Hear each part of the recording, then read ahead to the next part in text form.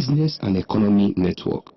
Hello viewers, glad to know you are watching your program. Wherever you are, relax, brace yourself up. Those of you watching us in Abuja, Port Harcourt, Ilori, Kano, Kaduna, Asaba, wherever you are watching outside the shore of Nigeria, and those of you watching us via the internet, I want to say thank you so very much. This is your program. It is our program. You are watching Business and Economy Network. My name still remains Peter Nwoche. I want to take this quote from John C. Maxwell, who once says, "They can conquer," meaning those who can conquer are those who believe in themselves that yes, they can conquer. And this is the story of some Nigerians we want to showcase for you today.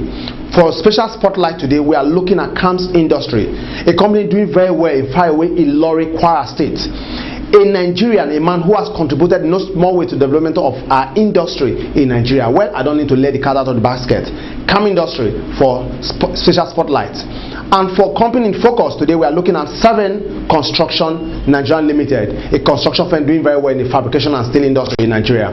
Then not left out is a special report on Ajokuta Steel Complex. Ladies and gentlemen, boys and girls, you've heard about the stories of Ajokuta Steel Complex before now. Like I did say, John C. Maxwell said, those who can conquer if they only believe. And that's the story of Ajokuta Steel Industry and other companies. I'll be back after the time out.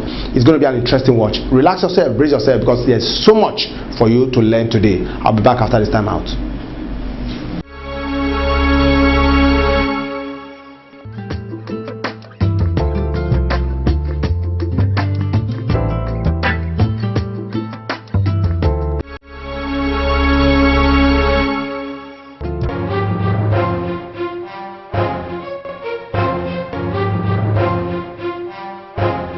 CAMS Industry started in the late 90s as a buying and selling company operating in the construction industry.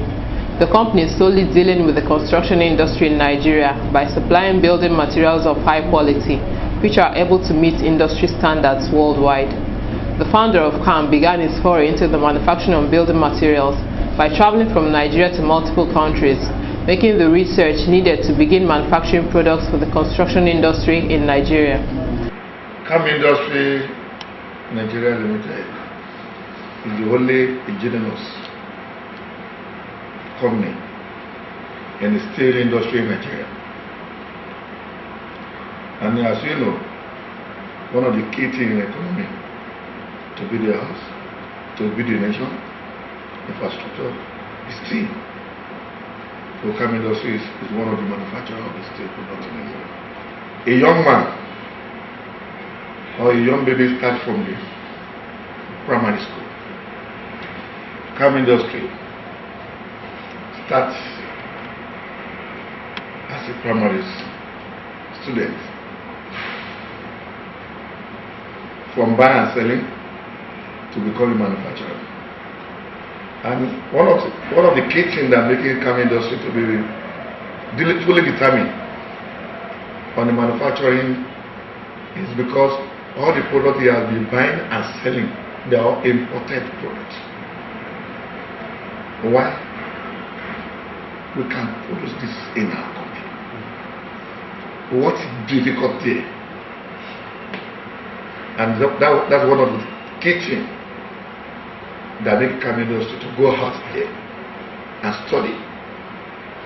For instance, if your lecturer gives an assignment and you don't know how to do it, you move out to people who can enlighten you, get you more orientation, so that you can be able to do your assignment properly. That is what CAMS Industry did. That's what I did by traveling out of the country. In around 1999, without knowing anybody, just take my passport, get a visa, and go out of the country, from one country to another.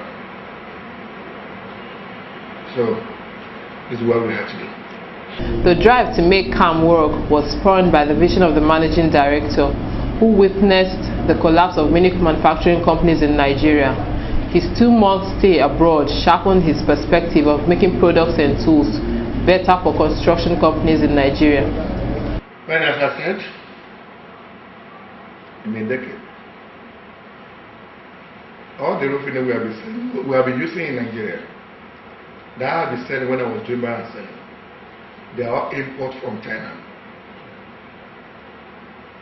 And I look at the background of all the past processing industry like wine industry in Nigeria,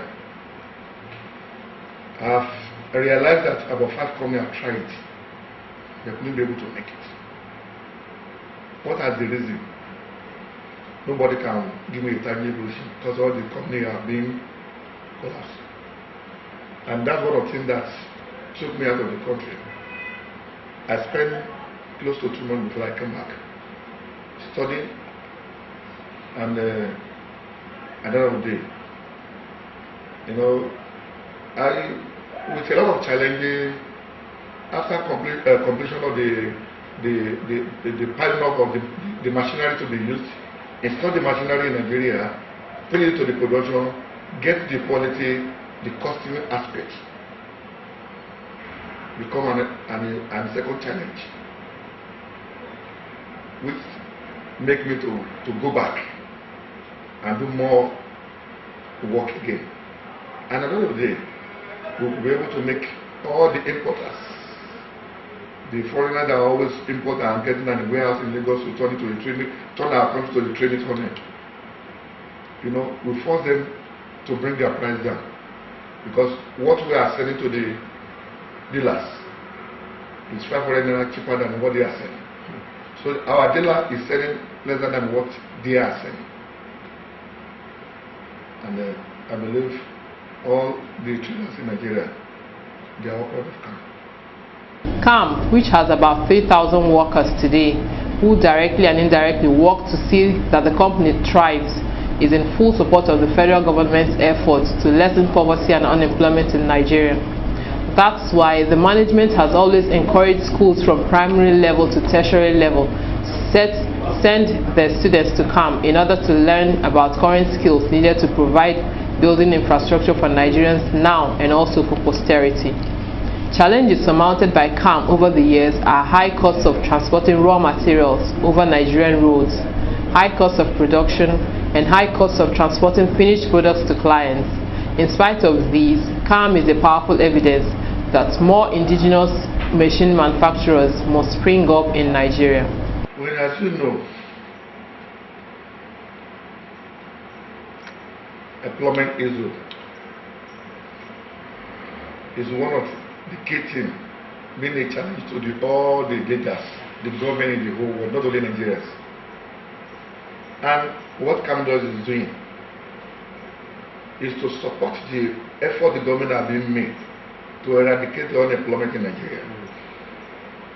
Our determination of putting our factory, locate our factory into this environment is not because of maybe we drive anything that to make sure that the people around area here, it should not be only civil servant state,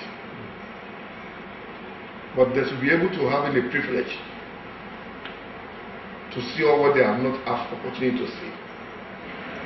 For instance, all the higher institutions around our area here, the primary, nursery, secondary, polytechnic, universities, as we always said when we go for the maybe any of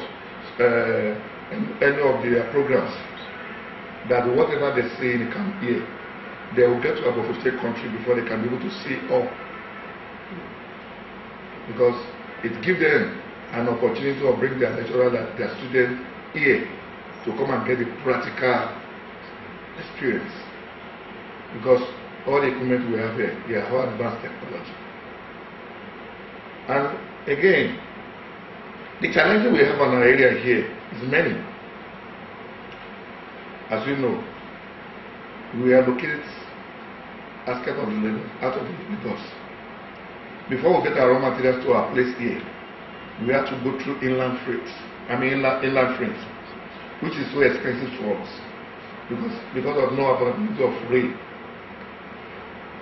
2, there is no gas pipeline along here.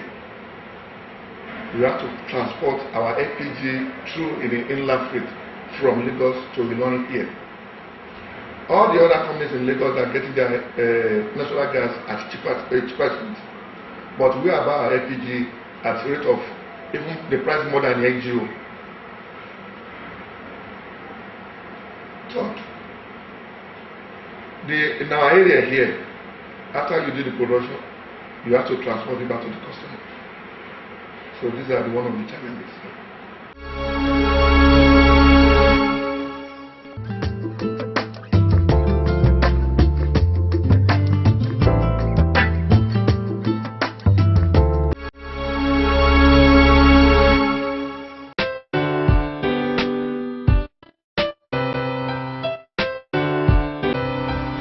In an age where technology has simplified almost everything for humans and has also spearheaded infrastructural development, there is still the nagging problem of substandard delivery of infrastructural projects in Nigeria. There are so many issues that require attention, yet Severn Construction is able to carry out construction projects all over Nigeria in different capacities. Severn Construction was established in 1981. We have carried out different capacity of projects and within all the corners of the nation, from the north to the south and everywhere else. So far, we are expanding and growing. The built industry is one area where constant attention should be given to proper designs, implementations and the use of high standard materials, so that the end users of edifices or structures could be safe and enjoy these facilities for a long time. In view of this, Severn Construction has the habit of delivering projects on time and makes sure that these projects are of good quality. We deliver on time and quality from the biggest to the smallest companies within the nation. The construction firm stays at the top of technology trends and makes sure it expands by training indigenous workers to upgrade their skills to measure up to international standards. Yet, the objective of Severn Construction is to maintain local manpower and encourage foreign direct investments for Nigeria. Yes, they are. They've been using it from a lot of projects and so far it's successful. Well, based on technology, the way it's improving in the world outside, we're trying to expand and train locals to try and adopt to international standards. Well, from our own point of view, we are trying to maintain our local manpower, right, and within our community or society. Yes, there are lacks, but we also try and put the positive parts again to encourage others again to come and invest. The biggest market in Africa now, which is Nigeria, this kind of thing. On safety measures, Severn Construction does not lag behind. Once a year, members of staff receive safety-related training, and every week they engage in what is known as Safety Week. Furthermore, each staff is fully protected within the firm's standard. Above all, what makes the firm to be sustainable is the unique relationship that the management cultivates with customers. Apart from pleasing investors, customers are welcome on board, and feedback from customers are often received with appreciation, while complaints are treated with the utmost urgency. Regarding the safety aspect, once a year we have training for all our staff, and we have a safety week that is carried out, and we also, each of our staffs are PPE protected, right, from top to bottom, from the entrance of the gate, and we have a safety officer that's his job to monitor all the workers are within our standard. Well, the reason why we are surviving is because of the relationship we always establish with our customers. Right, it's not only a business relationship. We try and bring our customers on board the company as a family member. Right, we're close with them and always follow ups, find out if they have complaints, issues, for us to improve again.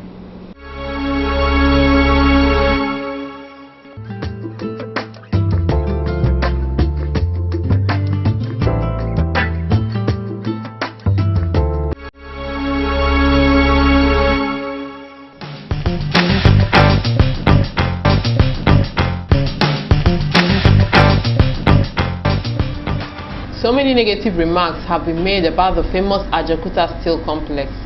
Yet, it suffices today to say that the complex is about to be revived. Ajaokuta Steel Complex, which has over the years gone through many processes of change and also gone through many phases, is about to go through a major change process, which will make the steel complex garner adulation from millions of Nigerians. Ajaokuta Steel Company is an offshoot of National Steel Development Authority, NSDA. It was established through Decree number 60 of 18th September 1979, which dissolved NSDA and gave birth to Ajaokuta Steel Company, Delta Steel Company, the Inland Rolling Mills, the National Iron Ore Mining Company, and the others.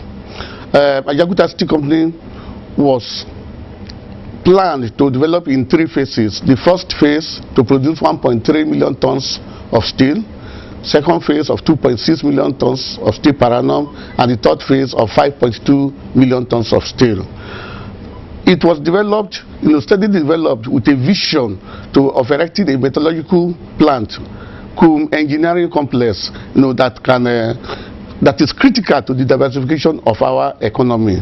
Ajaokuta occupies 24,000 hectares of land. That is so far. Ajaokuta, as at 1994, was 98% completed before the Russians left, due to just issue of external infrastructure that will be required in bringing the raw materials to the plant. Complex, which was built with the support of the Russians more than 20 years ago, sits on a massive space of land. The plant was about 98% finished in 1994, but the Russians left due to lack of external infrastructure. Transportation of materials was difficult.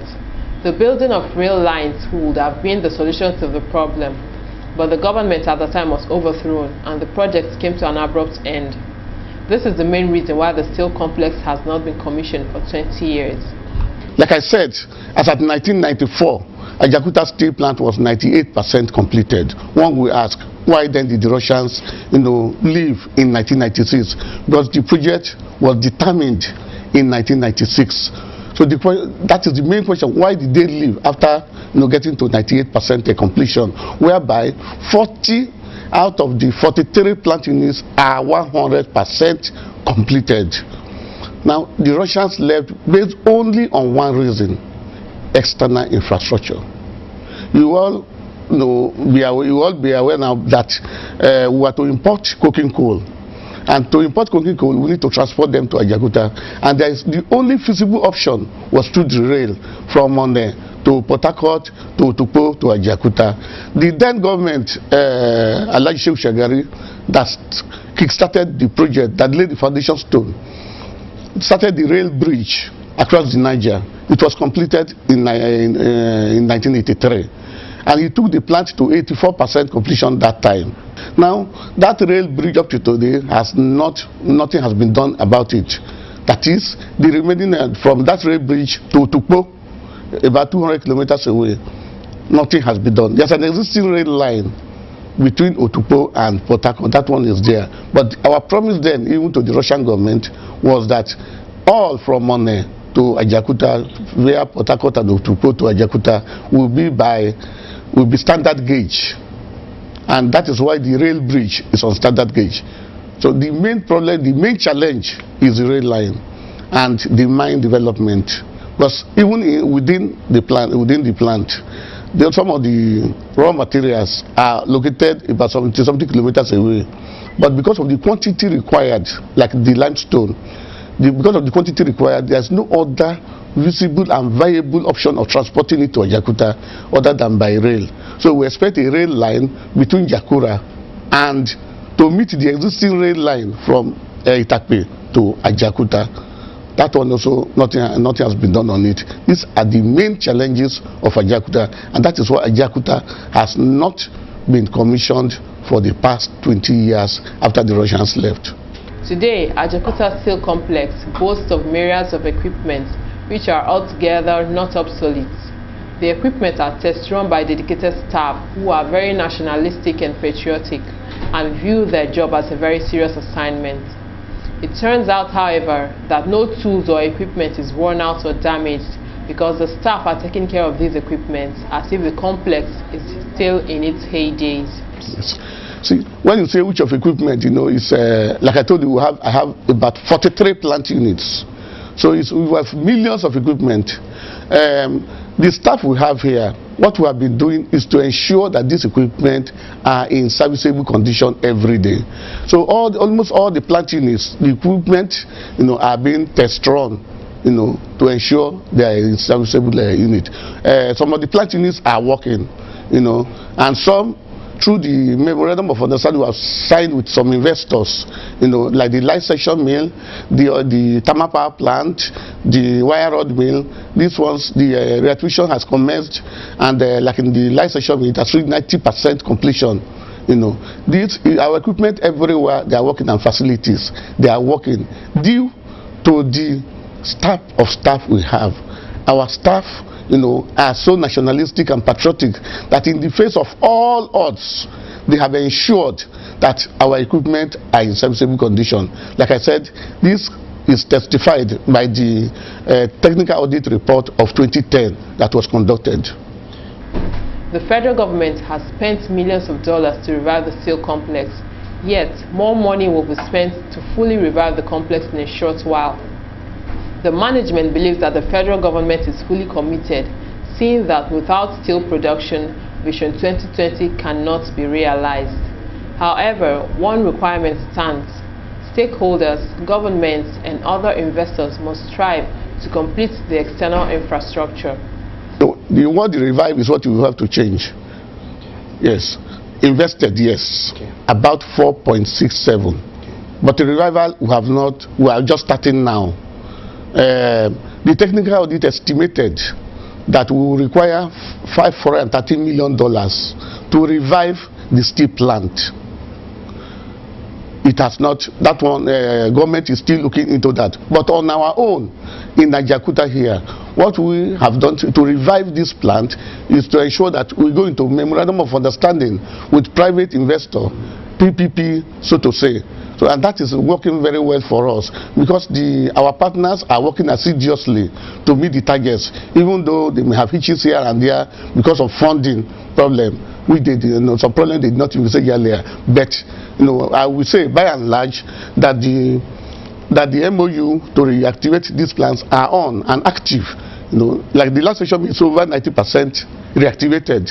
The thermal power plant, very soon in the next 1 month, we'll start the first phase. We are broken into 2 phases. We'll start the first phase of that plant to generate at least 50 megawatts of electricity. Private-public partnerships will ensure that the process of reviving Ajaokuta Steel Complex is rapid. Right now, they are fired and working round the clock to beat the deadline.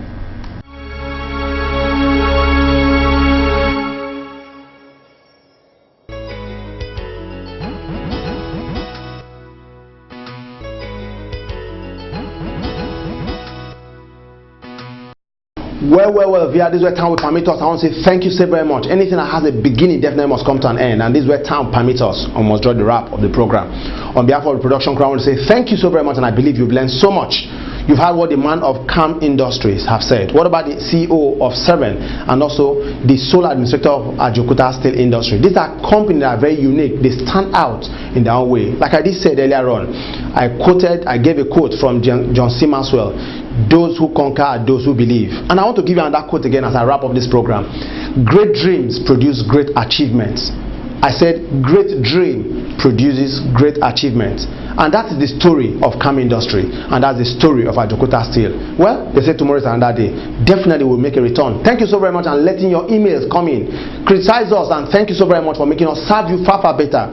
On behalf of everybody in the house, I want to say thank you. Nigeria is great, and together we are going to make this country much more greater. God's willing. Stay blessed.